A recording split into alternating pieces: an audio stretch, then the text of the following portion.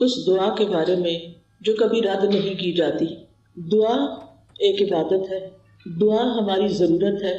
دعا اللہ تعالیٰ سے اپنی دنیا کی زندگی اور آخرت کی زندگی کی ضروریات کے بارے میں التجا کرنا ہے، اس سے مانگنا ہے، اس سے سوال کرنا ہے، اس کے آگے گڑ گڑانا ہے، اس کے آگے اپنی عاجزی کا اظہار کرنا ہے اور اپنے مسائل کا حل تلاش کرنا ہے۔ ہم سب جانتے ہیں کہ اس دنیا میں ہم آزمانے کے لیے بھیجے گئے ہیں، ہم سب پر آزمائشیں آتی ہیں، ہم سب کے امتحان ہوتے ہیں۔ کوئی بیمار ہو جاتا ہے، کوئی بچوں کی طرف سے پریشان ہوتا ہے، کوئی بچوں کی شادی کے مسئلے میں پریشان ہوتا ہے، کچھ انہونی قسم کی بیماریوں کا شکار ہوتا ہے، کوئی ذہنی مسائل کا شکار ہوتا ہے، کوئی مالی مسائل کا شکار ہوتا ہے، کوئی دنیا کے حالات کے بارے میں پریشان ہوتا ہے، اور یہ ہم سب ایکسپیرینس کر رہے ہیں۔ اور بعض اوقات تو مسائل کا ایک تانتا ہوتا ہے، ایک مسئلہ ختم نہیں ہوتا کہ ایک اور مسئلہ شروع ہو جاتا ہے، اور انسان اس دنیا میں ان پریشانیوں کی وجہ سے گھبرا اٹھتا ہے۔ امام ابن القیم کہتے ہیں کہ دعا آزمائشوں کی دشمن ہے، یعنی ادھر آزمائش آئی تو اس کا مقابلہ دعا سے کیجیے۔ وہ کہتے ہیں کہ دعا مفید ترین علاجوں میں سے ایک علاج ہے، یہ آزمائشوں کی دشمن ہے، یہ مصیبتوں کو دور دھکیلتی ہے، ان کے ساتھ گتھم گتھا ہوتی ہے، ان کے واقع ہونے کو روکتی ہے اور مصیبتوں کو ختم کرتی ہے، یا مصیبت واقع ہو جائے تو اس کو کم کرتی ہے۔ دعا مومن کا ہتھیار ہے، مفید ترین دوا ہے۔ لہذا آج ہم بات کریں گے کہ ہم کس طرح دعا کریں کہ ہماری دعا قبول ہو اور ہم ان مسائل سے جو زندگی میں نبرد آزما ہیں، نبٹ رہے ہیں، ان کو ختم کرنے میں ہماری مدد کرے۔ تو بات یہ ہے کہ ہم سب جانتے ہیں کہ ہمیں اللہ تعالیٰ نے ہی پیدا کیا ہے اور اسی کی طرف ہمیں پلٹ کر جانا ہے، اور اسی کے ہاتھ میں ہر مشکل کا حل ہے۔ وہ ہر چیز پر قادر ہے، وہ سب سے بڑا ہے۔ اس کو دینے کے لیے، اسے کوئی مشکل حل کرنے کے لیے کسی سے پوچھنا نہیں پڑتا، کسی کی مدد لینی نہیں پڑتی۔ لہذا جب سب کچھ اسی کے اختیار میں ہے، لہو ملک السماوات والارض، آسمانوں اور زمین کی ملکیت، کنٹرول، سارے کا سارا اسی کے ہاتھ میں ہے۔ لہذا جب کوئی مشکل آئے تو ہمیں اسی کی طرف رجوع کرنا چاہیے۔ علماء نے عبادت کی جو قسم دعا سے متعلق بتائی ہے وہ دو طرح کی دعا ہوتی ہے، ایک دعا العبادہ اور ایک دعا المسئلہ۔ یعنی ہماری جتنی بھی عبادتیں ہیں، نماز، روزہ، حج، زکوٰۃ، جتنے بھی اعمال ہیں، ان سب کو بھی دعا کہا جاتا ہے، کیونکہ یہ بھی دراصل ہم اللہ سبحانہ وتعالیٰ کے حضور جب حاضر ہوتے ہیں، مثلا نماز میں، تو آپ دیکھیے کہ ہم سینے پہ ہاتھ باندھ کے بھی دعا کرتے ہیں۔ ہم سمع اللہ لمن حمدہ کے بعد ربنا ولک الحمد حمدا کثیرا طیبا مبارکا فیہ اللہم لا مانع لما آتیت ولا معطی لما منعت، حمد کے بعد آخر میں پھر دعا کرتے ہیں۔ رکوع میں بھی دعائیں ہوتی ہیں، سجدے میں بھی دعائیں۔ حدیث میں آتا ہے کہ سجدے میں انسان سب سے زیادہ اللہ تعالیٰ کے قریب ہوتا ہے، تو وہاں بھی ہم دعا کرتے ہیں۔ پھر اتحیات بھی دعاؤں کے ساتھ، درود شریف بھی دعا ہے، بلکہ ساری دعاؤں کا خلاصہ ہے۔ اور اسی طرح قبولیت کا بہترین وقت درود شریف کے بعد نماز کے اندر دعا کرنا ہے، جہاں ہم رب اجعلنی اور دیگر دعائیں پڑھتے ہیں۔ پھر اسی طرح روزے کی حالت میں دعا قبول ہوتی ہے، افطار کے وقت دعا قبول ہوتی ہے۔ پھر ہم حج پہ جاتے ہیں تو ہر مقام پہ دعائیں قبول ہوتی ہیں۔ تو گویا ہماری عبادات بھی دراصل دعاؤں کا ہی مجموعہ ہے، اور وہ بھی دعاؤں کی قبولیت کا ذریعہ ہے۔ یعنی جب ہمیں کچھ چاہیے ہوتا ہے تو ہم اللہ تعالیٰ کی طرف رجوع کرتے ہیں۔ نبی صلی اللہ علیہ وسلم کا طریقہ کیا تھا کہ جب انہیں کوئی مشکل پیش آتی تو وہ کیا کرتے؟ نماز کے لیے کھڑے ہو جاتے اور نماز میں پھر دعا کرتے، اللہ تعالیٰ سے مدد مانگتے۔ قرآن مجید میں آتا ہے وَاسْتَعِینُوا بِالصَّبْرِ وَالصَّلَاةِ، مدد طلب کرو، مدد مانگو صبر اور نماز کے ساتھ۔ لہٰذا یہ دعا عبادت ہے، اس کا فائدہ انسان کو دنیا میں بھی ہوتا ہے اور آخرت میں بھی ہوتا ہے۔ دوسری دعا وہ ہوتی ہے جس میں ہم اللہ سبحانہ وتعالیٰ سے سوال کرتے ہیں، کچھ مانگتے ہیں، اس کے آگے گڑ گڑاتے ہیں، تو اس کو دعا طلب کہتے ہیں، دعا المسئلہ کہتے ہیں، جس میں ہم اللہ تعالیٰ سے التجا کرتے ہیں کہ وہ ہماری دعا قبول کر لے۔ اس کے بارے میں اللہ تعالیٰ فرماتے ہیں وَقَالَ رَبُّكُمُ ادْعُونِي أَسْتَجِبْ لَكُمْ، تمہارے رب نے کہا کہ مجھ کو پکارو، مجھ سے مانگو، میں تمہاری دعا قبول کروں گا۔ ایک اور جگہ پر آتا ہے سورۃ البقرہ میں وَإِذَا سَأَلَكَ عِبَادِي عَنِّي فَإِنِّي قَرِيبٌ أُجِيبُ دَعْوَةَ الدَّاعِ إِذَا دَعَانِ فَلْيَسْتَجِيبُوا لِي وَلْيُؤْمِنُوا بِي لَعَلَّهُمْ يَرْشُدُونَ. اور تمہارے رب نے فرمایا کہ مجھ سے دعا کرو، میں تمہاری دعا قبول کروں گا، اور جب میرے بندے آپ سے میرے بارے میں سوال کریں تو بے شک میں قریب ہی ہوں، میں پکارنے والے کی پکار کا جواب دیتا ہوں جب بھی وہ مجھے پکارتا ہے. تو گویا اللہ سبحانہ وتعالی بندے کے بہت قریب ہے. فإنی قریب ایک اور جگہ پر آتا ہے ان ربی قریب مجیب کہ بے شک میرا رب قریب بھی ہے اور دعا قبول کرنے والا بھی ہے. لیکن دعا کی قبولیت کے لیے کیا کرنا چاہیے؟ وَلْيَسْتَجِيبُوا لِي وَلْيُؤْمِنُوا بِي لَعَلَّهُمْ يَرْشُدُونَ. ان کو چاہیے کہ وہ میری بات بھی قبول کریں، یعنی اگر وہ یہ چاہتے ہیں کہ ان کی دعا قبول ہو، ان کی بات قبول ہو، تو پھر وہ کیا کریں؟ وہ میری بات قبول کریں، میرے احکامات کو بھی قبول کریں. تو گویا اللہ تعالیٰ کی اطاعت بہت بڑا ذریعہ ہے دعاؤں کی قبولیت کا. اور پھر اسی طرح وَلْيُؤْمِنُوا بِي مجھ پر اعتماد کریں، ایمان رکھیں، یعنی دعا کرتے رہیں جب اس کی قبولیت کا وقت ہوگا، جب وہ واقعی قبول ہونی چاہیے اس وقت وہ دعا قبول ہو جائے گی. اس لیے مایوس نہ ہو، اعتماد رکھیں، ایمان رکھیں، یقین رکھیں. لعلہم یرشدون تاکہ وہ بھلائی پائیں، ہدایت پائیں. کیونکہ رشد جو ہوتی ہے، رشد اس میں ہدایت بھی ہوتی ہے اور بھلائی کے معنوں میں ہوتی ہے. یعنی انسان کی عقل کی دو قسمیں ہوتی ہیں. ایک وہ ہوتی ہے جس کے ذریعے انسان چیزوں کو سمجھتا ہے، اچھے برے کا فرق پہچانتا ہے، اور ایک ہدایت کی قسم رشد کہلاتی ہے جس میں انسان اچھے برے کا فرق جان کر پھر بھلائی تک پہنچ جاتا ہے، خیر تک پہنچ جاتا ہے. اس لیے رب سے دعا کرتے رہنا چاہیے.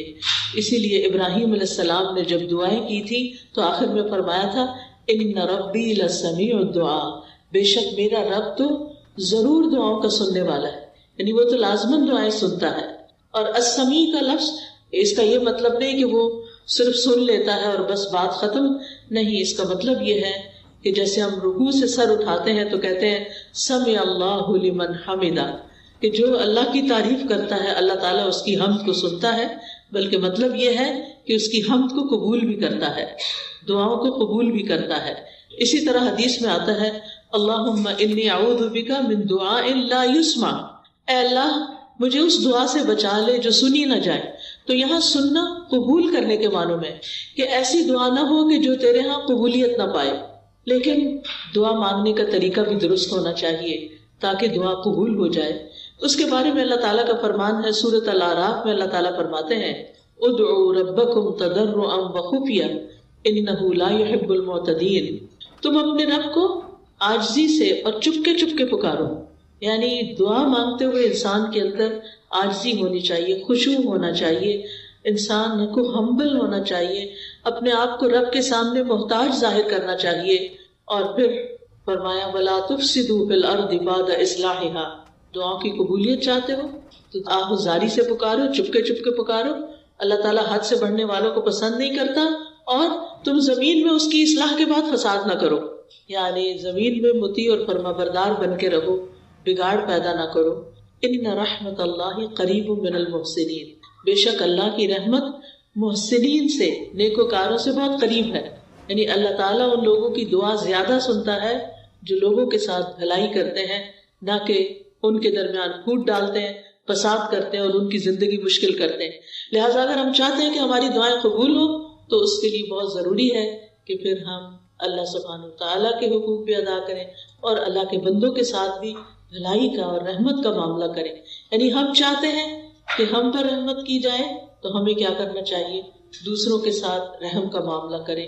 کہتے ہیں نا ارحموا من فی الارض یرحمکم من فی السماء، تم اس پر رحم کرو جو زمین میں ہے تو تم پر وہ رحم فرمائے گا جو آسمان میں ہے. یعنی اللہ سبحانہ وتعالیٰ تم پر اپنی رحمت فرمائے گا.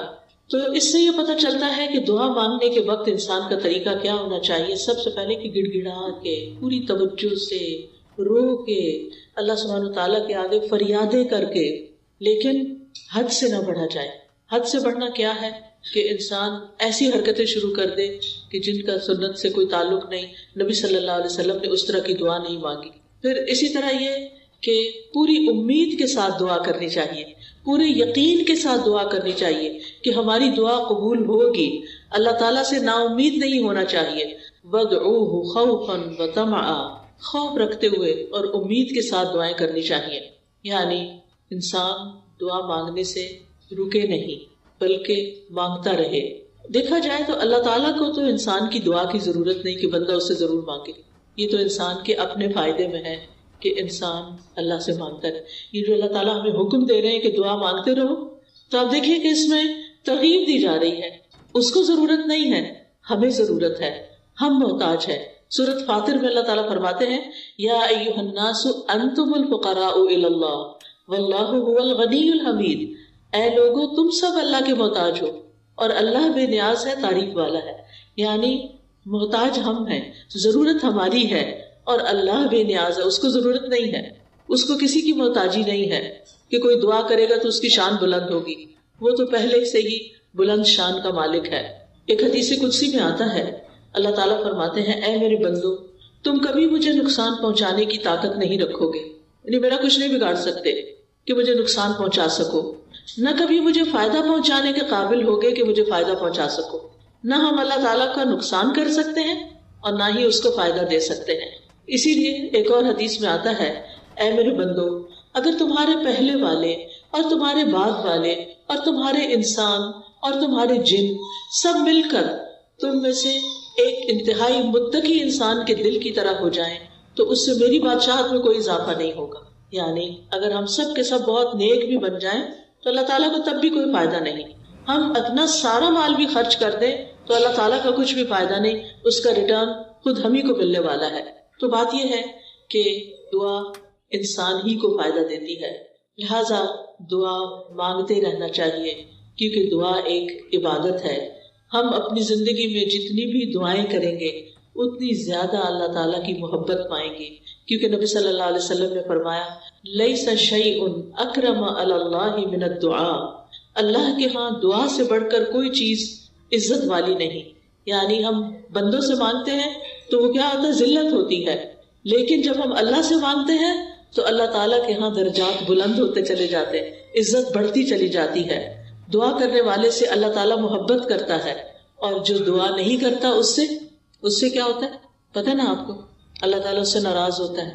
جو دعا نہیں کرتا، جو اللہ سے نہیں مانگتا، جو اللہ کے سامنے اپنی حاجت نہیں رکھتا، اللہ تعالیٰ اس سے ناراض ہوتا ہے. لہٰذا دعا کرنے والے اللہ کے محبوب ہیں اور نہ مانگنے والوں سے اللہ تعالیٰ ناراض ہوتا ہے. دعا نہ کرنا تکبر کی علامت ہے. بعض لوگوں کو کہا جاتا ہے نا دعا کرو، تو بہت کر لی کوئی فائدہ نہیں ہوا، یا کہتے ہیں اس کو تو پتہ ہی ہے ہمیں کیا چاہیے، ہمیں کیا ضرورت ہے کہ ہم اس سے مانگیں. نہیں، ہمیں ضرورت ہے اس سے مانگنے کی، اور جب تک ہم مانگتے رہیں گے ہماری نیکیوں میں اضافہ ہوتا رہے گا اور ایک وقت آئے گا کہ قبول بھی ہو جائے گی. قیامت کے دن یعنی ہر دعا قبول ہوتی. کچھ دعائیں دنیا میں اسی وقت دیر اینڈ دین قبول ہو جاتی، کچھ دعاؤں کے بدلے میں اللہ تعالیٰ ہماری کچھ اور خیر بھلائی کر دیتا ہے جو ہم خود مانگ نہیں رہے ہوتے. اللہ تعالیٰ وہ چیزیں ہمیں عطا کر رہا ہوتا ہے جو ہماری اس دعا کی قبولیت سے زیادہ بڑی ضرورت ہوتی ہے. اور کچھ دعائیں ہماری آخرت کے لیے سیو کر دی جاتی ہیں. جب ہمارے عمل میں کچھ بہت اچھا نہیں ہوتا، ہمارے پاس بہت ساری نیکیاں نہیں ہوتی، لیکن ہم کسی مسئلے میں پریشان ہوتے ہیں اور دعائیں کرتے رہتے ہیں، تو یہ ہماری نیکیوں میں اضافے کا ذریعہ بن جاتی ہیں. اور قیامت کے دن اللہ تعالیٰ کے ہاں جو بندہ ان دعاؤں کا اجر پائے گا جو دنیا میں قبول نہیں ہوئی تھی، تو انسان کیا تمنا کرے گا، کاش دنیا میں میری کوئی دعا بھی قبول نہ ہوئی ہوتی اور آج سارے کا سارا مجھے یہی ملتا. ہم سب جانتے ہیں کہ دنیا کی زندگی جو ہے وہ ہماری بہت ہی محدود سی ہے. یہاں اگر ہمیں سب کچھ بھی مل جائے تو بھی ہم دیکھتے ہیں کہ یا وہ چیز ختم ہو جاتی ہے یا ہم چلے جاتے ہیں دنیا سے. یعنی کچھ بھی تو یہاں باقی رہنے والا نہیں. ہمارے پاس قارون کے خزانے بھی ہوں تو وہ بھی ختم ہو جائیں گے، تو بھی ہمیں دنیا سے چلے جانا ہے. کل من علیہا فان ویبقی وجہ ربک ذو الجلال والاکرام. اس لیے کبھی بھی مایوس نہ ہو، مانگتے چلے جائیں، مانگتے چلے جائیں. دعا مانگنے سے کبھی بھی تھکے نہیں. لیکن دعا مانگنے کے کچھ آداب ہیں، کچھ شرائط ہیں، وہ ہمیں ضرور سیکھ لینی چاہیے. اور اگر ہم نے سیکھی ہوئی ہیں تو ضرور دوہرا لینی چاہیے. اور اس کا فائدہ کیا ہے کہ اس سے ہماری دعائیں قبول بھی ہوگی اور ہمارے دل میں ایک اطمینان بھی پیدا ہوگا. تو ابن قیم نے چند سطروں میں دعا کا خوبصورت نچوڑ پیدا کیا ہے. وہ کہتے ہیں کہ وہ کون سی اہم چیزیں ہیں جو کسی انسان کو دعا کرتے ہوئے معلوم ہونی چاہیے، اور اس کے آخر میں انہوں نے یہ جملہ کہا ہے پورے یقین کے ساتھ کہ جو ان شرائط کو پورا کر کے دعا کرے گا وہ دعا کبھی رد نہیں ہوگی، یعنی اس کی دعا کبھی رد نہیں ہوگی. تو آج کا موضوع بھی یہی ہے کہ وہ کون سی دعا ہے جو رد نہیں ہوتی، یعنی وہ کس طریقے سے مانگی ہوئی دعا ہے جو ضرور قبول ہو جاتی ہے. اور یہ باتیں انہوں نے اپنی کتاب الجواب الکافی لمن سأل عن الدواء الشافی، اردو میں بھی کتاب آپ نے اس کا ترجمہ دیکھا ہوگا دواء شافی کے نام سے. ہو سکتا ہے آپ میں سے کچھ لوگوں نے یہ کتاب پڑھی ہو. بہت ہی اچھی کتاب ہے، پڑھنے کے لائق ہے. میں سمجھتی ہوں جس نے زندگی میں یہ کتاب نہیں پڑھی اس کے علم میں بہت بڑی کمی ہے. اردو میں یہ کتاب، انگلش میں بھی کچھ مختصر سی شاید ٹرانسلیشن ہے، اصل کتاب عربی میں ہے. اگر آپ کو اردو نہیں بھی سمجھ آتی، نہیں پڑھ سکتے، تو کم از کم آپ اس کے آڈیو لیکچر سن سکتے ہیں. قرآن فار آل ایک ایپ ہے جس میں دواء شافی کے سارے لیکچرز ریکارڈڈ موجود ہیں. اس میں سے ایک لیکچر اگر آپ کر کے سنیں گے تو کتاب ختم ہو جائے گی. آڈیو بک ہے وہ، اور چھوٹا چھوٹا میں نے ایکسپلین بھی کیا ہوا ہے اس میں. تو اس سے آپ کو زندگی گزارنے کے بہت سارے پر حکمت ایسے نکتے ملیں گے کہ جن کو اپنا کے آپ کی زندگی میں ایک اطمینان اور سکون پیدا ہو جائے گا. تو بہرحال اس کتاب کا ترجمہ النس اینڈ دا کیور کے نام سے بھی آپ دیکھیے گا ضرور. تو دعا کی قبولیت کے اسباب کون سے ہیں؟ اگر آپ کے پاس کاپی پین ہو تو اپنے پاس نوٹ کر لیجئے، اور اگر نہیں تو دل پہ لکھ لیجئے. سب سے پہلی چیز دل کا حاضر ہونا، یعنی دعا کی قبولیت کے لیے سب سے اہم ترین چیز کیا ہے کہ دل کی حضوری کے ساتھ دعا کی جائے. یعنی مقصد کو حاصل کرنے کے لیے مقصد کو پہلے اچھی طرح سمجھ لینا چاہیے کہ مانگنا کیا ہے. پھر مانگنے کے لیے الفاظ کیا ہونے چاہیے، کیونکہ آپ دیکھیے جتنے اچھے الفاظ سے آپ مانگتے ہیں نا، اور جتنے پیار سے مانگتے ہیں، جتنی عاجزی سے مانگتے ہیں، تو جو آپ مانگتے ہیں وہ آپ کو مل جاتا ہے. آپ کسی انسان سے بھی، کسی بچے سے بھی، مثلا بعض اوقات ایسا ہوتا ہے نا، بچہ آپ کی کوئی چیز اٹھا کے بھاگ جاتا ہے تو آپ اسے کہتے ہیں ادھر آؤ، واپس لاؤ، تو کیا ہوتا ہے وہ اور دور بھاگتا ہے. لیکن اگر آپ پیار سے اس کو کہتے ہیں اچھا یہ دیکھو ادھر آؤ، میرے پاس یہ چیز بھی ہے تمہارے لیے، آؤ، تو وہ اس چیز کو دیکھتا ہے تو وہ فوراً آ جاتا ہے. تو جو پیار کی بات ہوتی ہے نا، محبت کی بات ہوتی ہے اور توجہ سے بات جو کی جاتی ہے، اس کا اثر ہی کچھ اور ہوتا ہے. بعض اوقات ہم ایسے کہتے ہیں، ہمارے ہاتھ میں فون ہوتا ہے اور ہم کسی سے بات کر رہے ہوتے ہیں تو وہ دوسرے کو کوئی اثر نہیں ہوتا، بچے اس بات کا کوئی اثر نہیں لیتے. تو توجہ، دل کی حضوری، اچھے الفاظ اور غفلت سے باہر آ کے اچھے سے مانگنا. کیونکہ حدیث میں آتا ہے وَاعْلَمُوا أَنَّ اللَّهَ لَا يَسْتَجِيبُ دُعَاءً مِّن قَلْبٍ غَافِلٍ لَاهٍ، جان لو بے شک اللہ غافل اور لہو لعب یعنی کھیل کود میں مبتلا دل کی دعا قبول نہیں کرتا. یعنی دھیان ہمارا کہیں اور لگا ہوا ہے، کان ہمارے کہیں اور لگے ہوئے ہیں، اور ہم صرف زبان سے کوئی کتاب اٹھا کے، آج کل تو بہت سہولت ہو گئی ہے نا کہ خود سے سوچنا بھی نہیں پڑتا کیا مانگنا ہے، بس بک اٹھائی دعاؤں کی، یا کوئی کارڈ اٹھا لیا، یا پھر کوئی ایپ کھول لی اور لفظ پڑھنا شروع کر دیے. ٹھیک ہے وہ بھی دعائیں ہیں، لیکن ان کو بھی سلیقے سے پڑھنے کی ضرورت ہے. ان پر بھی جب آپ پڑھتے ہیں نا تو صرف ایسے نہیں کہ قرآن کی تلاوت کر رہے ہیں بغیر سوچے سمجھے تو دعائیں بھی بغیر سوچے سمجھے پڑھتے چلے جائیں، ایسا نہیں کرنا، بلکہ جو کچھ بول رہے ہیں اس کو سمجھنا بھی ہے، کیا مانگ رہے ہیں، کیوں مانگ رہے ہیں. لہٰذا ہمیں غفلت سے نکلنا ہے، دل حضوری کے ساتھ مانگنا ہے، ڈسٹریکشن سے بچنا ہے. جو آپ کی خاص خاص دعائیں نا وہ ایسے وقت میں کیا کریں جب ڈسٹریکشن نہ ہو. کیونکہ بعض اوقات آپ دعا مانگ رہی ہیں اور ادھر سے بچہ آپ کو کھینچ رہا ہے، ادھر سے فون بج رہا ہے، ادھر سے کوئی گھر کے باہر کھڑا ہے، ادھر سے آپ کو خوشبو آ رہی ہے کہ ہڈیاں جل رہی ہے.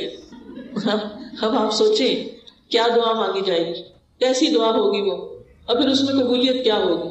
جب آپ کو خود ہی پتہ نہ ہو، کان کہیں لگے، آنکھیں کہیں لگے، ناک کہیں لگے، کیا پتہ چلے گا کیا مانگا کیا نہیں مانگا. لہٰذا ایسے وقت میں مانگے جب آپ اکیلے ہوں، تنہا ہوں، آپ اور آپ کا رب ہو، پھر آپ اسے چپکے سرگوشیاں کریں.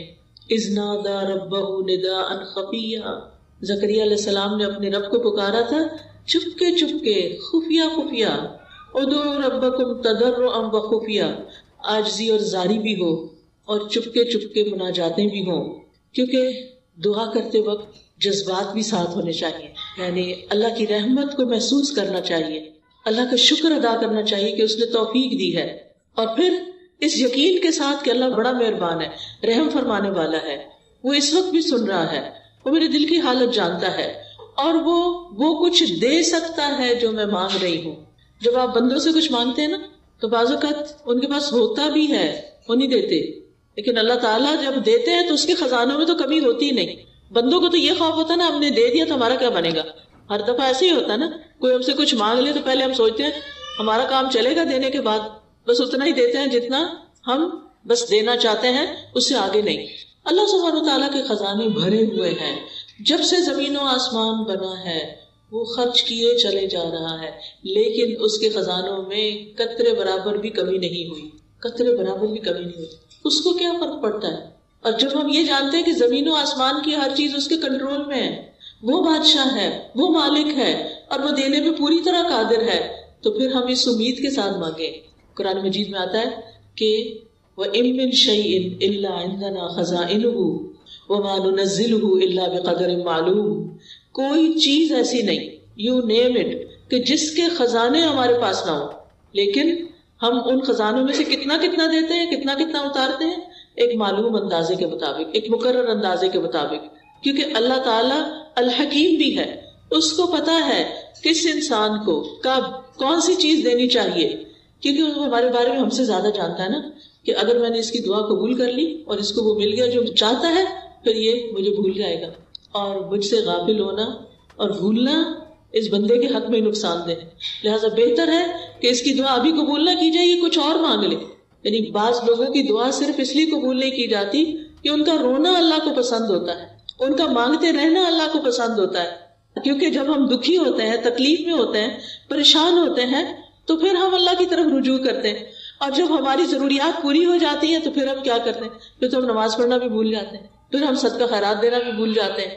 لہٰذا اللہ سبحانہ وتعالیٰ ہمیں کسی نہ کسی مشکل میں ڈالے رکھتا ہے ہمارے فائدے کے لیے، ہماری بھلائی کے لیے، تاکہ ہم اللہ تعالیٰ کی طرف رجوع کرتے رہیں.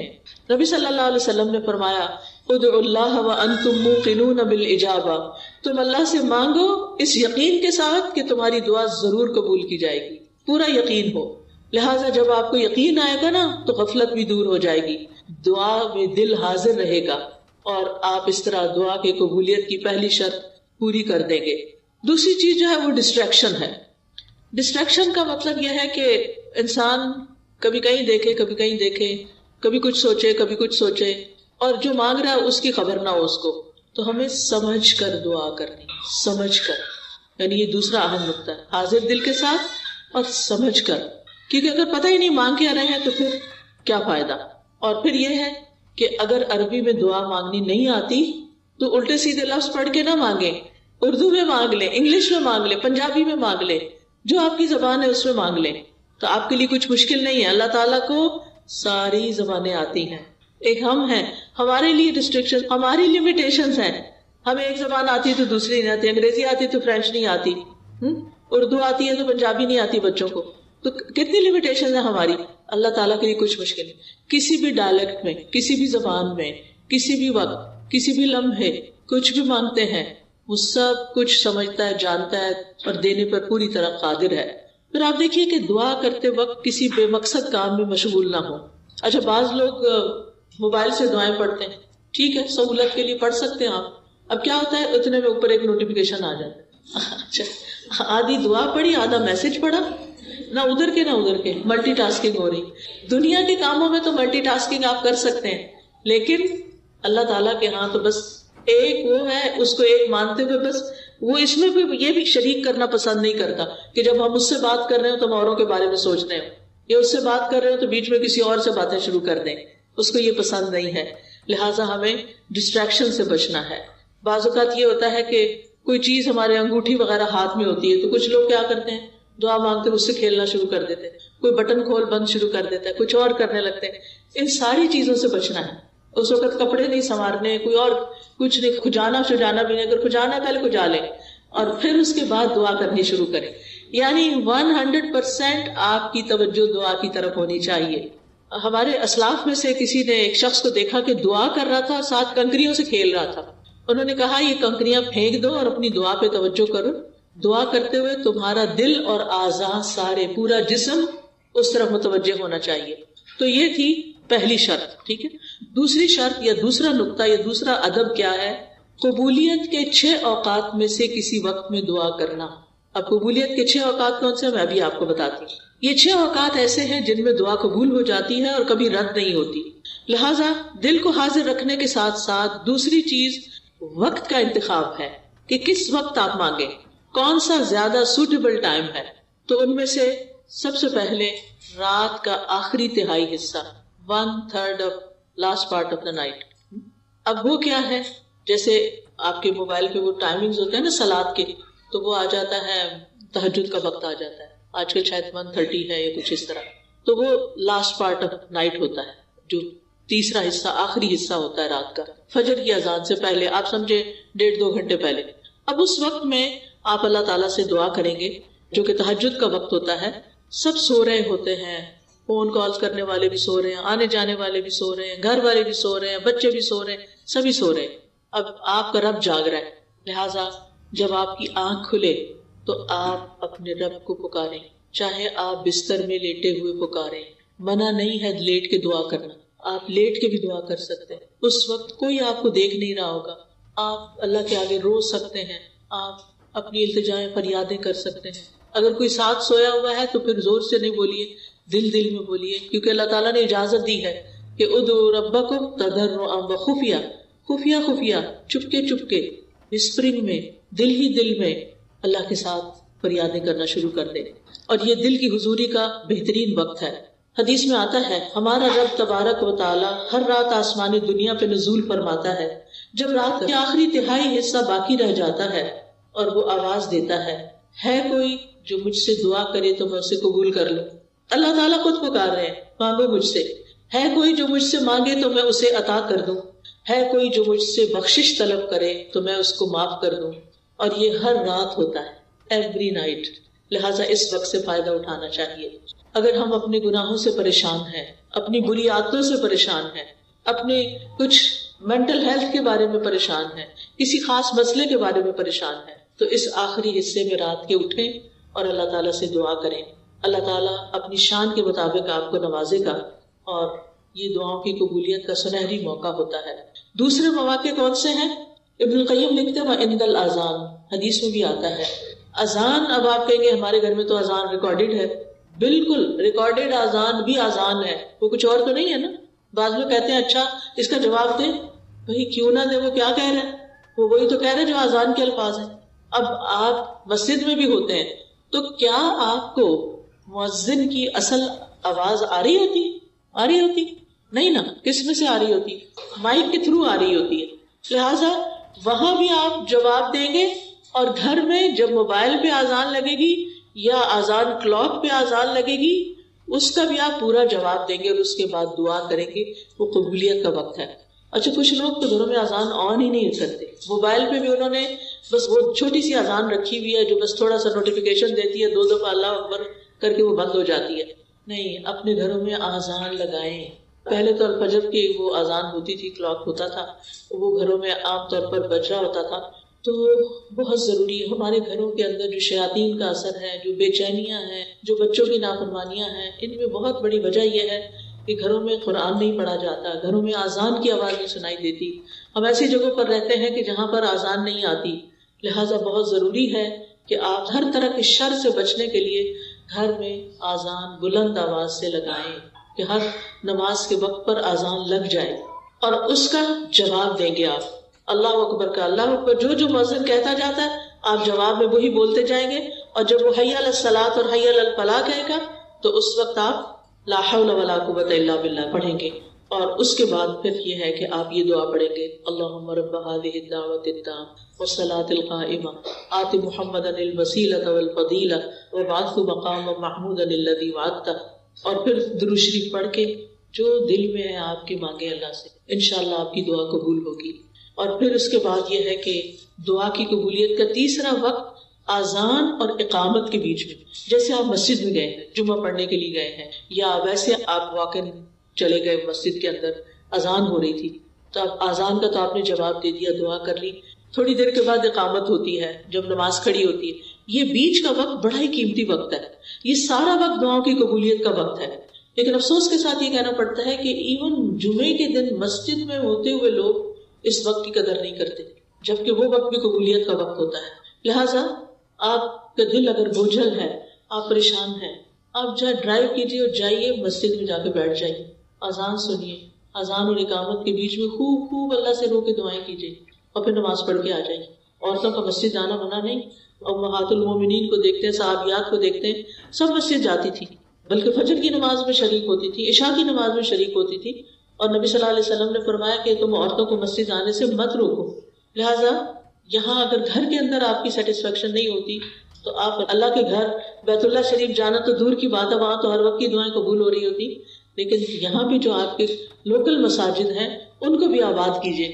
کتنا افسوس ہوتا ہے کہ رمضان میں پھر لوگ مسجدوں میں آ جاتے ہیں اور رمضان ختم ہوتا ہے، کسی وقت آپ جا کے دیکھیں عصر کی نماز میں چند نمازی ہوں گے، مغرب کو جا کے دیکھیں، فجر کو جا کے دیکھیں. حالانکہ مردوں کے لیے مسجد میں نماز پڑھنا واجب ہے، لازم ہے، اور عورتوں کے لیے اس کی رخصت ہے کہ جب چاہیں جائیں. لہٰذا اس وقت کو آپ نے ضائع نہیں کرنا. پھر دعا کی قبولیت کا چوتھا وقت فرض نماز کے آخر میں، فرض نماز کے آخر میں وہ کون سا وقت ہوتا ہے؟ سلام پھیرنے سے پہلے. جہاں آپ اتحیات پڑھتے ہیں نا، تو اتحیات پڑھنے کے بعد درود شریف پڑھتے ہیں. آپ نے ساری نماز مکمل کر لی، اب آپ اس وقت صرف ربی جل نہیں پڑھ کے سلام نہ پھیر دیں، وہ بھی پڑھیں. اور اس کے علاوہ آپ کی جو بھی دعا ہے دل میں، اردو میں نہیں مانگے، آپ دیکھ لیں مصنون دعا میں سے کون سی دعا سے ملتی جلتی، یا آپ صرف استغفار پڑھنا شروع کریں. کیونکہ استغفار سے کیا فائدے ہوتے ہیں؟ یعنی آپ کہیں استغفر اللہ ربی من کل ذنب واتوب الیہ، ربی انی ظلمت نفسی، یہ دعا تو مسنون دعا ہے ویسے بھی، ربی انی ظلمت نفسی ظلما کثیرا ولا یغفر الذنوب الا انت. تو یہ دعا آپ پڑھ سکتے ہیں اور دل میں اپنی حاجت رکھیں. سورۃ نوح اگر آپ پڑھیں تو اس میں آتا ہے کہ نوح علیہ السلام نے اپنی قوم کو بہت سمجھایا تھا اور کہا تھا، میں نے اپنی قوم سے کہا کہ اپنے رب سے استغفار کرو. استغفار کا مطلب ہوتا ہے اپنے گناہوں کی معافی مانگو. فائدہ کیا ہوگا؟ یرسل السماء علیکم مدرارا، تم پر آسمان سے موسلادھار بارشیں برسائے گا. آج آپ دیکھیں کہ کینیڈا کا کیا حال ہو گیا، کتنا ڈراؤٹ ہو گیا ہے، کتنے عرصے سے ڈھنگ سے بارش نہیں ہوئی. ہم اس کو فار گرانٹیڈ لیتے ہیں کیونکہ ہر تھوڑے دن بعد بارش، ہر تھوڑے دن کبھی سنو ہو رہی ہے، کبھی بارش ہو رہی. ہم سمجھتے تھے یہ ہمارا حق ہے. لیکن اب آپ دیکھیں مہینہ ہوا ہے مجھے واپس آئے ہوئے اور مسلسل دھوپ نکل رہی ہے یا بادل آ رہے ہیں، ہلکی پھلکی پھوار پڑتی ہے اور بات ختم ہو جاتی ہے. کتنی جگہوں پر آگ لگی ہوئی ہے اور اس کی پولوشن یہاں تک، اس کا دھواں اسموک یہاں تک آ رہا ہے اور لوگوں کے گلے خراب ہو رہے ہیں. اور کیا کہہ رہے ہیں ماہرین کہ اس کا حل صرف بارش ہے، بارش ہوگی تو یہ آگ بجھے گی.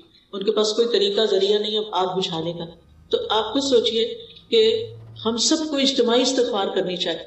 ہم یہ نہ سوچے کہ سب کچھ ہے کہ کیا فرق پڑتا ہے اگر نہیں بھی بارش، تو اچھا موسم ہے، باہر چھتری نہیں لے کے جانی پڑے گی، پارک میں جا کے بیٹھیں گے، دھوپ میں بیٹھیں. نہیں، بارش کی انسانوں کو، جانوروں کو، پرند چرند ہر ایک کو ضرورت ہوتی ہے. پودوں کو ہماری ضرورت ہے، ہم سب کو ضرورت ہے. اگر پانی کی سطح نیچے چلی جائے تو آپ دیکھیں کہ کھیت ویران ہو جاتے ہیں. لہٰذا اللہ سبحانہ وتعالیٰ سے استغفار کرنا ہے. اور پھر آسمان سے بارشیں برسنے کے علاوہ کیا ہے؟ تمہارے لیے مال اور اولاد ہوگی. یعنی تمہیں مال بھی ملے گا، اگر کسی کو اپنے فائنینشیل پرابلمز ہیں وہ بھی کثرت سے استغفار پڑھے.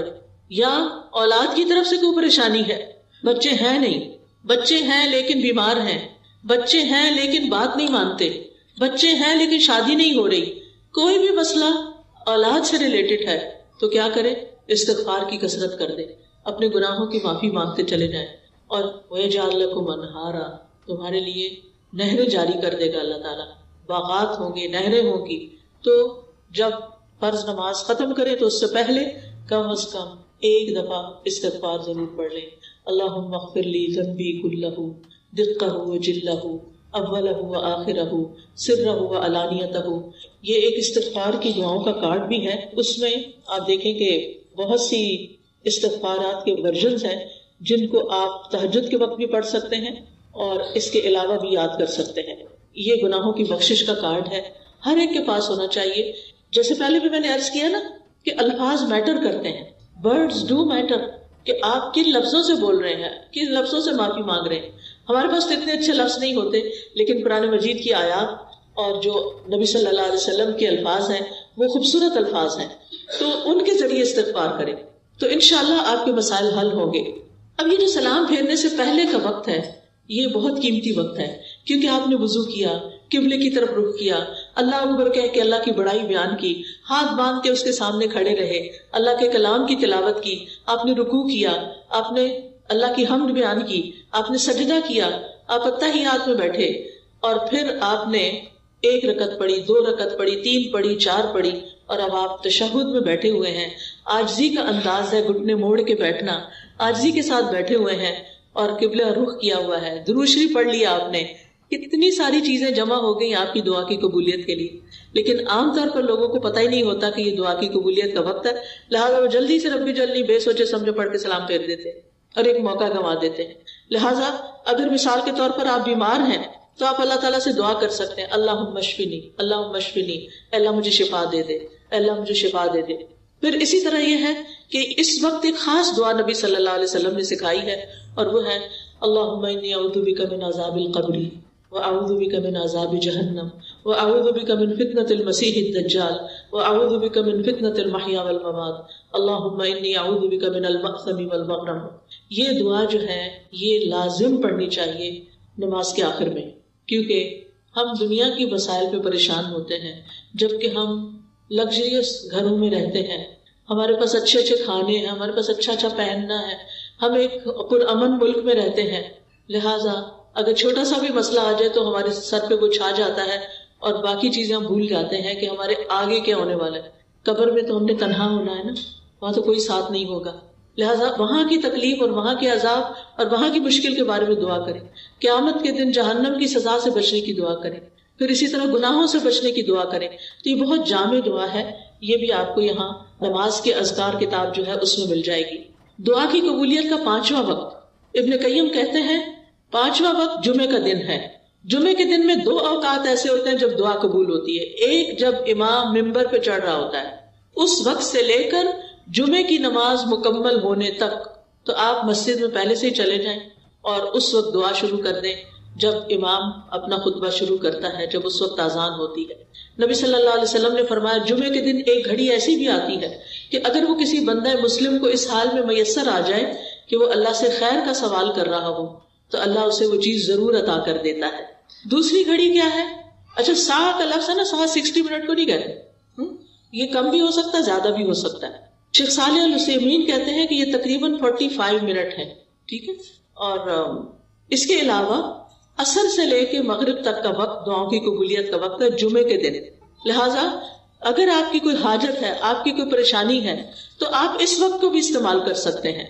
دعاؤں کی قبولیت کا 6واں وقت عصر سے لے کر مغرب تک جمعے کا دن، یعنی اس وقت دعائیں کرتے رہنا چاہیے۔ تو یہ 6 اوقات میں نے آپ کو بتائے ہیں، اور پھر کچھ جگہ ہیں جیسے بیت اللہ شریف کے پاس جا کر، اور پھر مینا عرفات میں۔ اگر آپ نے حج نہیں کیا ہو تو حج کا پلان کریں۔ جو لوگ حج پہ جا رہے ہیں آپ ان کو کوئی نہ کوئی گفٹ دیں، یا آپ کے لیے ایک گفٹ پیک ہم نے تیار کیا حاجیوں کے لیے۔ اس میں چھوٹی سی کتاب ہے، کارڈ ہے، جو چھوٹے سے بیگ میں وہ لوگ رکھ کے لے جا سکتے ہیں، سمپل ٹو دا پوائنٹ باتیں ہیں۔ تو ان سے آپ ریکویسٹ کریں کہ وہ آپ کے لیے ان مقامات پر بھی دعا کریں۔ تیسری بات دعا کی قبولیت کے لیے عاجزی اور انکساری ہے کہ دل میں خشوع و خضوع ہو، انکساری ہو، اللہ کے آگے ذلت اور عاجزی کا، ذلت اور انکساری کا اظہار ہو۔ اور جو شخص اللہ کے آگے فقیر بن کے مانگتا ہے اللہ تعالیٰ اس کی دعا سنتا ہے۔ انبیاء کے بارے میں قرآن مجید میں آتا ہے وَيَدْعُونَنَا رَغَبًا وَرَهَبًا وَكَانُوا لَنَا خَاشِعِينَ، کہ وہ ہمیں رغبت اور خوف سے پکارتے تھے، یعنی امید اور خوف کے ساتھ ہم سے دعا کرتے اور ہمارے لیے عاجزی کرنے والے تھے۔ تو اس سے کیا پتہ چلتا ہے کہ جو اپنی دعا میں عاجزی کرتا ہے اللہ تعالیٰ اس کی دعا قبول فرماتا ہے۔ خشوع کا کیا مطلب ہوتا ہے؟ خشوع وہ خوف ہوتا ہے جو دل میں راسخ ہوتا ہے۔ عام طور پر لوگ لفظ خشوع بولتے ہیں لیکن اس کا مطلب نہیں جانتے۔ خشوع کیا ہے؟ اللہ کا ایسا خوف جو دل میں جم گیا ہے، دل میں راسخ ہو گیا ہے۔ اور کہتے ہیں خشوع سے نماز پڑھو، کیا مطلب ہے اس کا؟ اس کا مطلب نہیں کہ کوئی دھیان آپ کا ادھر ادھر نہیں جائے، نہیں، اللہ سے ڈرتے ہوئے، یعنی کہ اللہ پہ احسان جتاتے ہوئے نہیں، کہ دل کے اندر اللہ کا خوف ہو۔ اور خاشعین کون ہوتے ہیں؟ جن کے دلوں میں اللہ کا ڈر ہوتا ہے، عاجزی ہوتی ہے اللہ کے سامنے، انکساری ہوتی ہے۔ اس کا یہ مطلب نہیں کہ منفی خوف، نہیں، مثبت خوف. منفی خوف جو ہوتا ہے انسان کو مایوسی کی طرف لے جاتا ہے. مثبت خوف انسان کو برائیوں سے بچاتا ہے اور عبادت پر ابھارتا ہے، اللہ کے سامنے کھڑا کرتا ہے، اللہ کے سامنے جھکا دیتا ہے، اللہ کے سامنے سجدہ کرواتا ہے. تو خشوع کی علامت کیا ہوتی ہے؟ کیسے پتا چلے گا کہ آپ کے اندر خشوع ہے کہ نہیں؟ اس میں دل نرم ہو جاتا ہے، انسان رونے لگتا ہے اللہ کے آگے. یعنی دعا میں رونا بھی چاہیے، دل نرم ہونا چاہیے، غافل نہیں ہونا چاہیے، اور پھر دعا میں دل بھی لگے، دعا لمبی ہو جائے، یہ بھی خشوع کی علامت ہوتی ہے. اور آپ کو یوں لگے جیسے آپ اللہ سے باتیں کر رہے ہیں. پھر چوتھی چیز قبولیت کے لیے گڑ گڑا کے دعا کرنا. تضرع کا لفظ جو ہے یہ ضاد، را اور عین سے درع. درع کہتے ہیں گائے کی وہ جگہ جہاں گائے کا دودھ جمع ہوتا ہے. آپ دیکھیں کہ جب بچہ پیدا ہوتا ہے نا گائے کا، تو گائے کے بچے کو کتنی تڑپ ہوتی ہے ماں کے تھن کی طرف جانے کی. کبھی دیکھا آپ نے یہ منظر؟ آپ نے بھی کچھ نہیں دیکھا، نہیں تو ویڈیو پہ کسی پہ دیکھ لیں. مجھے یاد ہے میں چھوٹی سی تھی تو جب گاؤں میں گئی تو وہاں پر جب وہ بچہ نیا پیدا ہوتا ہے وہ بڑا خوبصورت ہے، مجھے بڑا شوق ہوتا تھا دیکھنے. اچھا وہ بچہ اپنے پاؤں پہ کھڑا ہوتے ہی سیدھا ماں کے تھن کی طرف جاتا ہے کہ میں جلدی سے ماں کا دودھ پی لوں. تو وہ جو شوق ہے نا، وہ جو تڑپ ہے نا، اور چونکہ گائے رکھنے والوں نے خود بھی اپنے لیے بھی دودھ نکالنا ہوتا ہے تو بچے کو چھوڑ نہیں دیتے، وہ اس کو باندھتے ہیں اور پھر اپنا دودھ نکالتے ہیں، پھر بچے کو بچا ہوا کچھ اس کو بھی پینے کو لیے دے دیتے ہیں.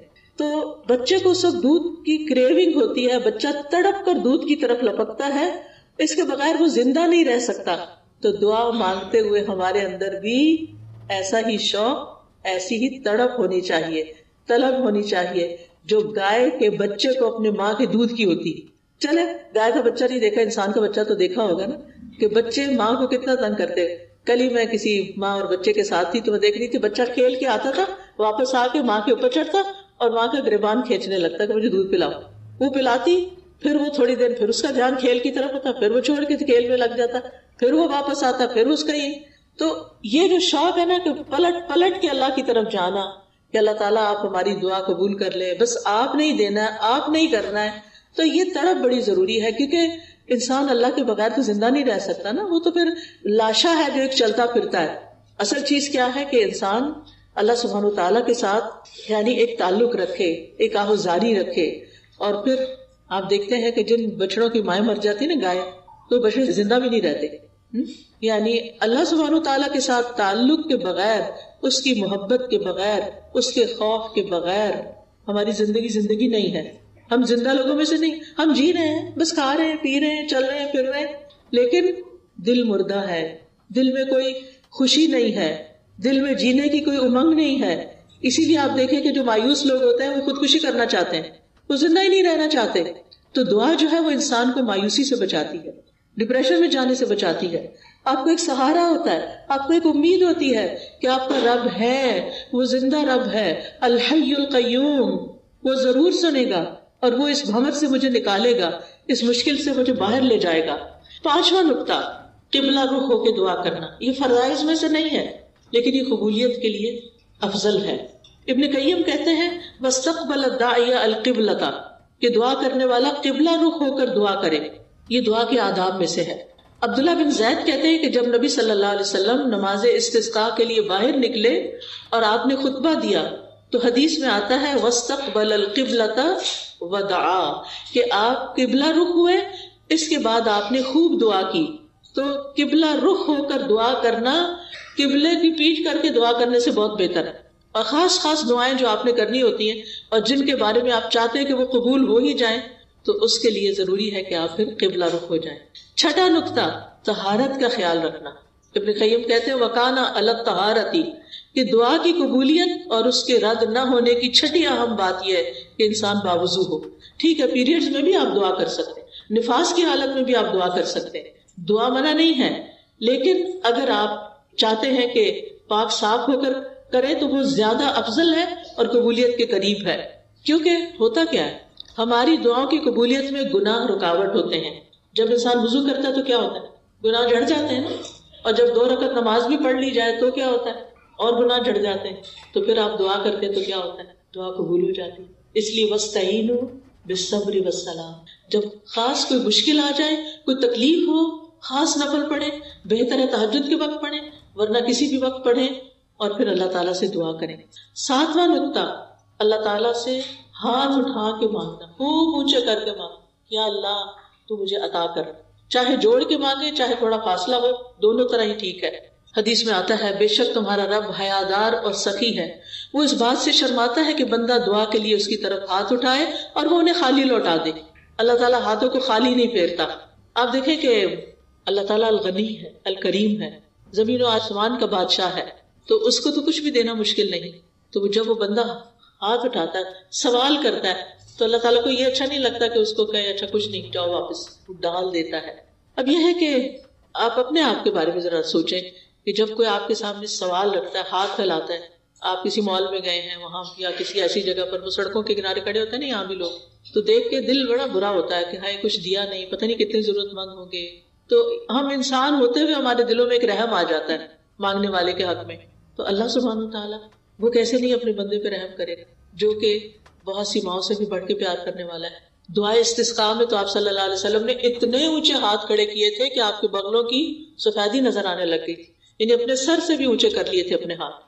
کچھ لوگ ایسے ہی بس رکھ کے بیٹھ جاتے ہیں، کچھ لوگ ہاتھ پہ ہاتھ رکھ لیتے ہیں، ایسے بھی نہیں کرنا چاہیے، کھول کے ہاتھ، چاہے بیچ میں فاصلہ رکھیں یا نہ رکھیں۔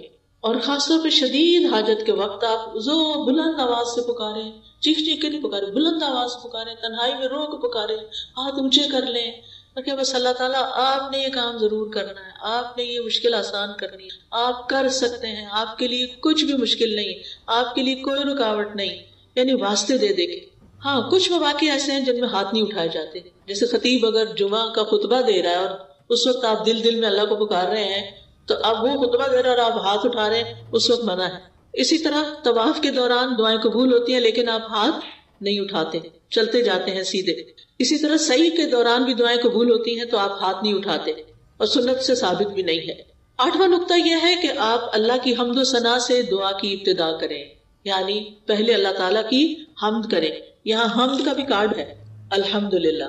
جب یہ کارڈ آپ پڑھیں تو جو دل میں آپ کی دعا ہے دعا کریں، انشاءاللہ دعا قبول ہوگی۔ یہ کارڈز آپ کے گھر میں ہونے چاہیے۔ ہم دیکھیں کہ جب کسی کا بچہ پیدا ہوتا ہے، کوئی ویڈنگ ہوتی ہے، تو مہنگے سے مہنگے کارڈ خرید کر ایک دوسرے کو دیتے ہیں، اور وہ کیا کرتے ہیں، چند دن اس کو کہیں رکھتے ہیں، ادھر ادھر ٹیبل وغیرہ پہ سجاتے ہیں اور اس کے بعد سب ٹریش میں چلے جاتے ہیں۔ ایسے کارڈز اگر آپ کے گھر میں ہوں گے، یہ دعاؤں کے سٹال لگا ہوا ہے، تو انشاءاللہ آپ ایک باسکٹ بنا لیں یا کسی فولڈر میں رکھ لیں، اور پھر جب آپ بیٹھیں تو کسی نماز کے بعد کسی وقت میں ایک اٹھا لیں، کسی میں دوسرا اٹھا لیں، کسی میں تیسرا اٹھا لیں، اور اللہ سبحانہ تعالیٰ سننے والا ہے۔ نبی صلی اللہ علیہ وسلم نے ایک شخص کو دعا کرتے ہوئے سنا، اس نے اللہ تعالیٰ کی حمد و ثنا نہیں کی تھی اور نہ درود پڑھا تھا۔ آپ نے فرمایا اس نے جلدی کی، اور کسی دوسرے سے فرمایا جب تم میں سے کوئی نماز پڑھے تو پہلے اپنے رب کی حمد و ثنا بیان کرے پھر درود پڑھے۔ اس لیے کھڑے ہو کے ہم پہلے کیا کرتے ہیں، حمد و ثنا بیان کرتے ہیں، اور آخر میں اتحیات میں ہم درود شریف کے بعد پھر دعا کر لیتے ہیں۔ اور پھر اس کے بھی اچھے اچھے خوبصورت الفاظ ہیں، میں اس وقت کیونکہ ٹائم کم ہے تو میں اس وقت پڑھ کے سنا نہیں سکتی، لہٰذا آپ اللہ تعالیٰ کی حمد و ثنا کے خوبصورت الفاظ جو اس کارڈ میں آپ کو ملیں گے وہ بول کر درود شریف پڑھ کے آپ دعا کر سکتے ہیں۔ پھر نماز کے آخر میں تسلیم سے پہلے دعا قبول ہوتی ہے، ٹھیک ہے، اس کو میں نے ابھی تھوڑی دیر پہلے آپ کو تفصیل بتا دی ہے۔ پھر رکوع اور سجود میں دعائیں قبول ہوتی ہیں، سجدے میں دعا کریں، اور اگر آپ کو کچھ نہیں آتا، کوئی دعائیں نہیں آتی عربی کی، تو آپ اللہم اغفر لی پڑھنا شروع، اللہم اغفر لی ذنبی، یعنی اس کا مطلب کہ اللہ میرے گناہ معاف کر دے، کیونکہ جب گناہ معاف ہوں گے تو انشاءاللہ رکاوٹیں دور ہو جائیں گی۔ یا ہم کہتے ہیں نا کہ رکاوٹ ہو گئی یا بندش ہو گئی ہے، اس کے پیچھے کوئی گناہ ہے، پھر ہمیں سمجھ ہی نہیں آتی، ہمیں یاد ہی نہیں آتا ہمارا کون سا گناہ ہے، ہم کہتے ہیں پتہ نہیں کیا گناہ ہے۔ ہم اپنی نیکیوں کو یاد کرتے ہیں، گناہوں کو یاد نہیں کرتے۔ ٹھیک ہے آپ نیکیوں کو بھی یاد رکھیں، لیکن آپ گناہوں کو ضرور یاد کریں کہ کہیں میں نے کسی کے حق تو نہیں مارا، کہیں کسی رشتہ دار کی حق تلفی تو نہیں کی، کہیں کسی ضرورت مند کی میں نے تو ضرورت نہیں پھیر دی، کسی ضرورت مند کا مذاق تو نہیں اڑایا، کبھی کسی پہ باتیں تو نہیں بنائی، کبھی کسی بہن بھائی کو ضرورت ہوئی تو میں نے کان بند کر لیا اور اس کی مدد نہیں کی۔ یعنی بعض اوقات ایسا ہوتا ہے کہ ہم دوسروں سے خیر روک دیتے ہیں تو ہم سے بھی روک دی جاتی۔ حضرت اسماء رضی اللہ تعالیٰ عنہ کو نبی صلی اللہ علیہ وسلم فرماتا لا تو کی فیو کا علیہ کی، اپنے وہ جو ہوتی ہے چھوٹی سی پوٹلی تو اس کی رسی باندھ کے نہ رکھو ورنہ تمہارے اوپر بھی باندھ دیا جائے گا۔ یعنی اس کو اپنے خزانے، پہلے زمانے میں پرس نہیں ہوا کرتے تھے اور ڈیزائنر کے تو بالکل بھی نہیں تھے، تو لوگ خواتین کپڑے کی تھیلیوں میں اپنے وہ دینار درہم رکھتی تھی، تو اس کے اوپر سے پھر کیا کرتی تھی، تھیلی کو اب بھی وہ بید وغیرہ دیتے ہیں نا تو تھوڑی چھوٹی چھوٹی پاؤچز میں بنا کے دے دیتے، تو اس کے اندر اس کو باندھ کے نہ رکھو، وہ کھلا رکھو، یعنی نکالتے رہو، دیتے رہو، کیونکہ دینے والے ہی پاتے ہیں، گیو اینڈ ٹیک. تو اللہ سبحانہ تعالیٰ پسند کرتا ہے، اس لیے صدقہ جو ہے وہ بھی دعا کی قبولیت میں بہت اہم کردار ادا کرتا ہے. پھر نواں نقطہ یہ ہے، حمد و ثنا کے بعد درود شریف پڑھنے سے دعا قبول ہوتی ہے، اور پھر استغفار، توبہ اور استغفار کر کے دعا قبول ہوتی ہے. اور اس میں ہم یہ جو سید الاستغفار ہے جو صبح شام ہم پڑھتے ہیں، تو اس میں ہم کہتے ہیں ابو لک بنعمتک علی و ابو بذنبی، اللہ میں آپ کی نعمتوں کا بھی اقرار کرتا ہوں اور اپنے گناہوں کا، تو دیتا ہے اور میں تیری نافرمانی کرتا ہوں. لہٰذا اس وقت پھر دعا قبول ہوتی. اور پھر دعا کی قبولیت کے لیے حرام سے بچنا بہت ضروری ہے، حرام کھانے پینے سے اور حرام اوڑھنے پہننے سے. اور پھر اپنے لباس میں بھی مہذب اسلامی لباس پہننا چاہیے. خاص طور پر خواتین کے لیے بہت ضروری ہے کہ وہ اپنے آپ کو ڈھکیں، کیونکہ اللہ تعالیٰ کو ڈھکنا پسند ہے. جب ہم بازار کی طرف، گھر میں ٹھیک ہے آپ جیسے بھی کپڑے پہنتے ہیں، لیکن اس میں بھی کچھ حدود کا خیال رکھنا چاہیے. اور نماز پڑھتے وقت آپ کو پتا ہے کہ پورا لباس ساتر ہونا چاہیے، بال بھی نہیں دکھنے چاہیے، کان بھی نہیں، گردن بھی نہیں، ٹخنے بھی نہیں. اب ہمارے دیسی کپڑوں میں بھی آپ دیکھیں کہ پجامے کی وجہ سے، ٹراؤزر کی وجہ سے جب خواتین جب رکوع میں جاتے ہیں تو ٹخنے ننگے ہو جاتے ہیں. جب ٹخنے ننگے ہو جاتے ہیں نماز باطل ہو جاتی ہے. یا تو آپ بڑی چادر لے کے کریں، یا کوئی جراب پہنیں، یا آپ شرٹ لمبی رکھیں. نماز کا ایسا کپڑا بنائیں کہ آپ اوپر سے نیچے تک ڈھک جائیں، ورنہ نماز قبول نہیں ہوگی. اگر نماز قبول نہیں ہوئی تو دعا کیسے قبول ہوگی؟ تو اس لیے یہ چھوٹی چھوٹی چیزیں جو ہیں، چھوٹی نہیں بڑی ہیں، ان کا بھی دھیان رکھنا ضروری ہے. کیونکہ ایک شخص پکارتا ہے تو اللہ تعالیٰ فرماتے ہیں کہ اس کی دعا کیسے قبول ہو، کہ اس کی غذا بھی حرام کی اور اس کا لباس بھی حرام کا. نہیں، نہ کھانے میں وہ احتیاط کرتا، بس حلال ہے حرام ہے کچھ بھی کھا لیتا ہے، اور اسی طرح لباس کا بھی اہتمام نہیں کرتا. تو اس کا اہتمام بھی ضروری ہے، کیونکہ دعا کی قبولیت میں لباس کا اہم کردار ہے. پھر اسی طرح 10واں نقطہ ہے دعا میں تکرار، ریپیٹیشن. دعا بار بار دہرانا، دہراتے جائیں، پھر مانگے پھر مانگے پھر مانگے، ایک دن، دوسرے دن، تیسرے دن. کبھی یہ نہ کہیں بہت دفعہ پکارا ہے اب مانگا نہیں جاتا، بس تھک گیا ہوں مانگ. کبھی نہ تھکے، اور بار بار ربنا کہیں، اے ہمارے رب، اے میرے رب. اور پھر یہ کہ اللہ تعالیٰ کے اچھے اچھے ناموں کے ساتھ اس کو پکارے. اور پھر یہ کہ کہیں اللہ تعالیٰ سے، اللہ تعالیٰ میں تو مانگتا رہوں گا، میں نے نہیں پیچھے ہٹنا، آپ نے مجھے دینا ہی دینا ہے، آپ نے مجھے وہ عطا کرنا ہے جو میں آپ سے مانگ رہا ہوں. اور آپ مجھ جیسے مسکین انسان کو خالی ہاتھ لوٹا دیں گے، میں نے خالی ہاتھ نہیں جانا. آپ دیکھیں کہ بندوں کے سامنے بھی جب ہم، حالانکہ بندے سٹنجی ہوتے ہیں، اللہ تعالیٰ تو سخی کریم ہے، تو بندوں سے بھی جب ہم سب بخیل سے بخیل بندے کے آگے بھی تکرار کریں نا تو وہ پھر مان ہی جاتا ہے کسی طرح. بعض اوقات ایسا ہوتا ہے نا کہ کوئی شخص پہلی دفعہ آپ سے مانگتا تھا، آپ کہتے میں نے نہیں دینا ہے، یہ تو بس ہیبیچول ہے.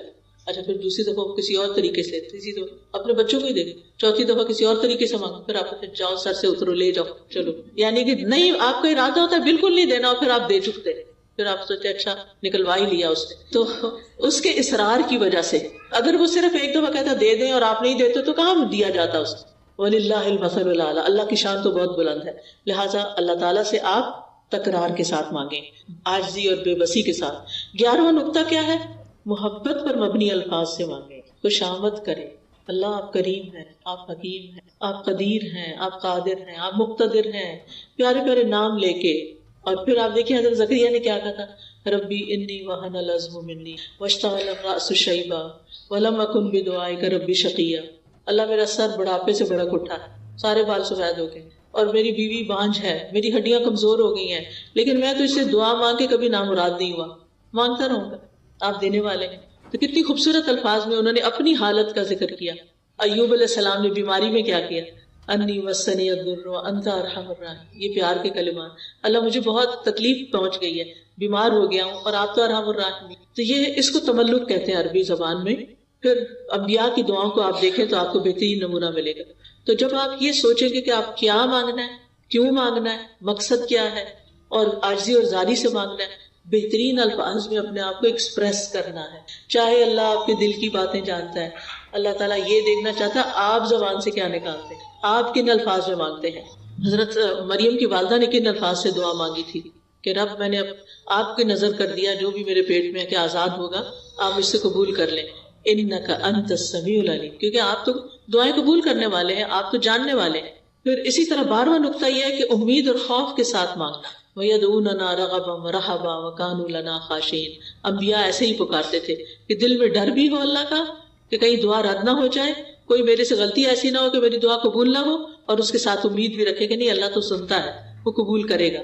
13واں نقطہ، اللہ سے اس کے ناموں، صفات اور وحدانیت کے ساتھ دعا کرنا، اللہ کی توحید بیان کر کے دعا کرنا۔ قرآن مجید میں آتا ہے وَلِلَّهِ الْأَسْمَاءُ الْحُسْنَى فَادْعُوهُ بِهَا، اللہ کے اچھے اچھے نام ہیں، ان ناموں کے ساتھ اس کو پکارو۔ لہٰذا اللہ کے تمام نام پرفیکٹ اور ایکسیلنٹ ہیں، لہٰذا اللہ کے نام کیسے؟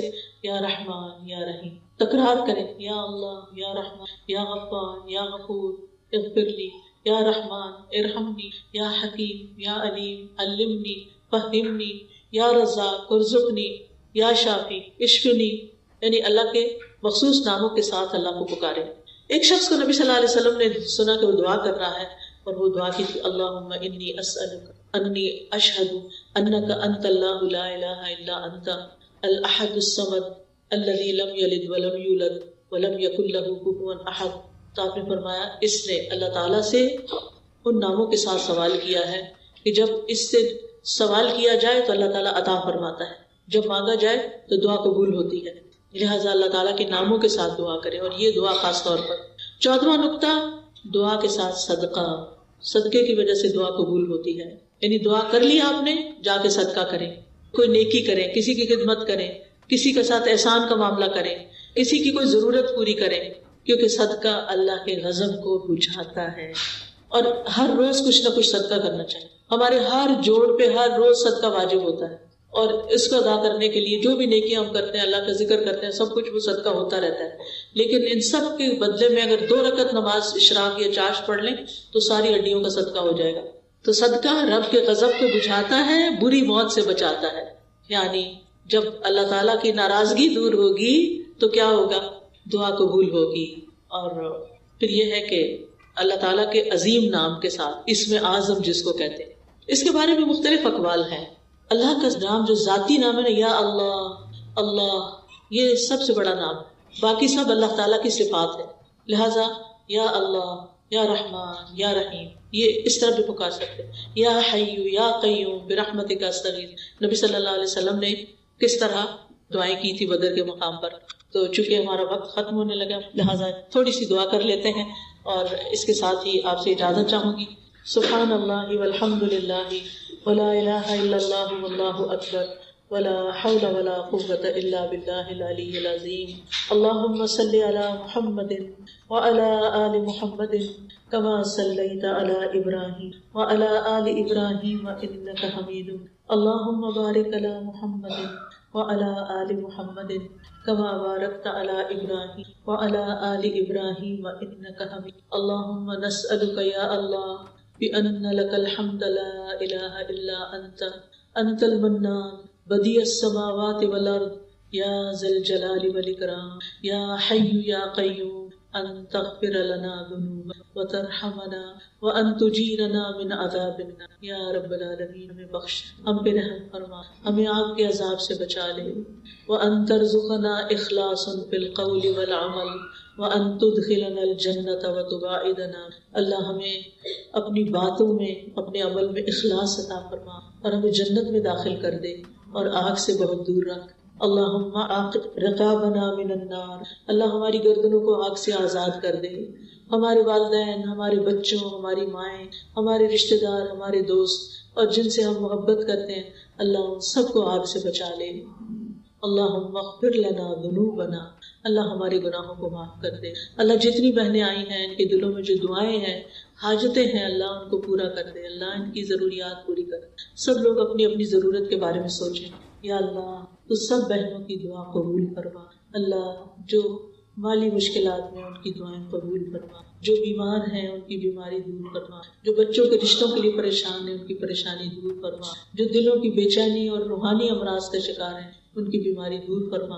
اللہ ہمارے گھروں میں خیر و برکت نازل فرما، ہمارے بچوں کو اپنے دین کے لیے چن لے، ہمارے لیے صدقہ جاریہ بنا دے، یا اللہ ہمیں اپنا پسندیدہ بندہ بنا لے۔ اللہم وفقنا لما تحب و ترضا، یا اللہ جن بہنوں نے مل کے اس پروگرام کا انعقاد کیا ہے، اس کے لیے اپنا مال، وقت، جان، ہر چیز لگائی ہے، اللہ انہیں اس کی بہترین جزائے خیر عطا فرما، اور انہیں اس کا صلہ کئی گنا بڑھا کے لوٹا۔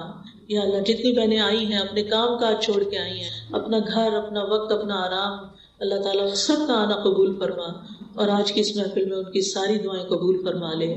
اللہم اغفر لنا ذنوبنا، اللہم انا نستغفرک لما لا نعلم ونعوذ بک من شر ما نعلم یا رب العالمین۔ ربنا تقبل منا انک انت السمیع العلیم وتب علینا انک انت التواب الرحیم۔ سبحان ربک رب العزت عما یصفون وسلام علی المرسلین والحمد للہ رب العالمین۔